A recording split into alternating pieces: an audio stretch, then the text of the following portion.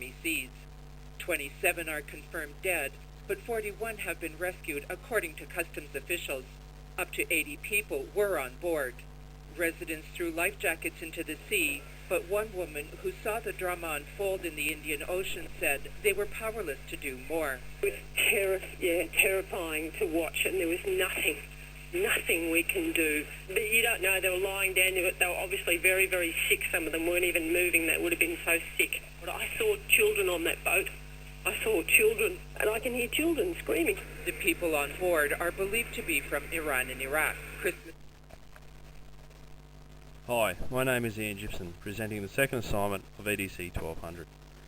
On the 15th of December 2010, a boat carrying asylum seekers smashed into the rocks unexpectedly at Christmas Island, a remote island of Australia, killing 28 people.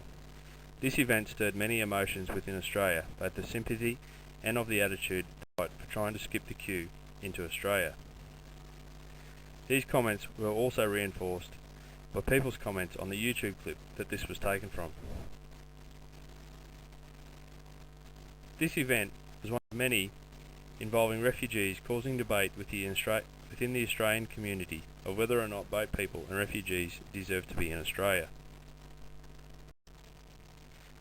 I believe that this event relates to the notion of difference in that, as Giro describes, many of Australia's white population see asylum seekers and refugees as the other. I believe that many white Australians see the Australian identity at the centre, under the impression that white Europeans such as themselves belong here and this is their land. This view of superiority to other cultures is also reinforced by the United Nations view that racism is embedded in Australia. This notion has also been encouraged and reinforced over the last few years by the stereotyping of Muslims and of Middle Eastern people as terrorists. Many Australians see foreigners as a threat to their identity and way of life, especially Middle Eastern cultures and religions.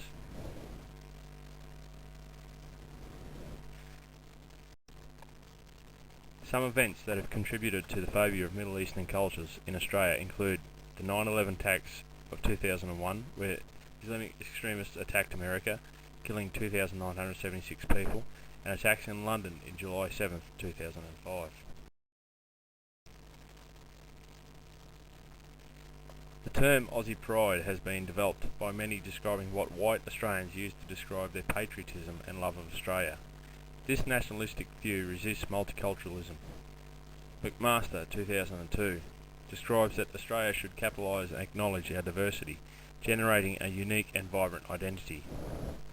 Maley, as cited by the Islamic Human Rights Commission, states that the vast majority of Afghans and Iraqis in detention are found to be genuine refugees, yet they are denigrated and scorned, depicted as potential criminals. In fact, the 1958 Migration Act states that it is not illegal to seek asylum in Australia, even if arriving by boat.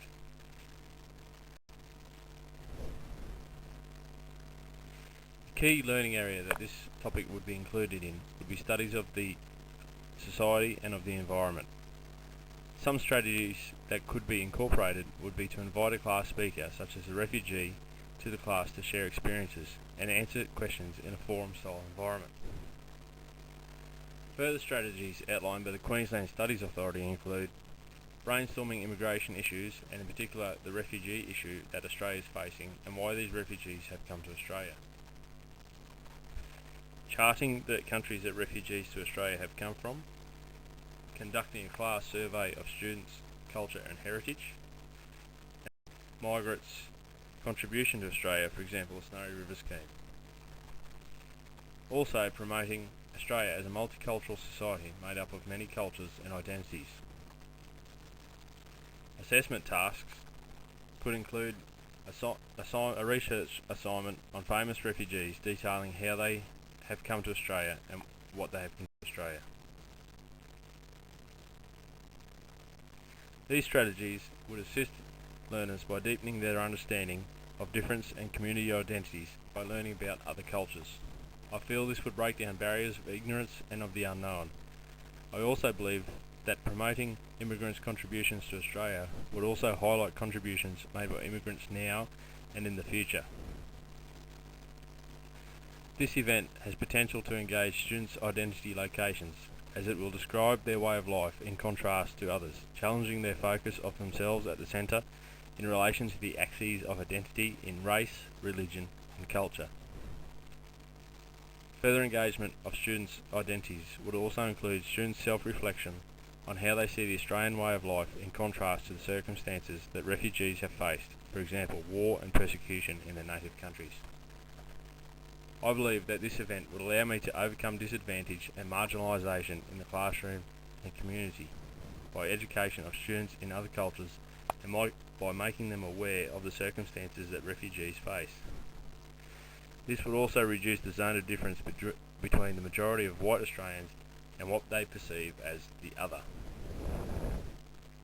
This education and shortening of the zone of only benefit the classroom environment, but also society now and in the future, reducing prejudice and discrimination in the community.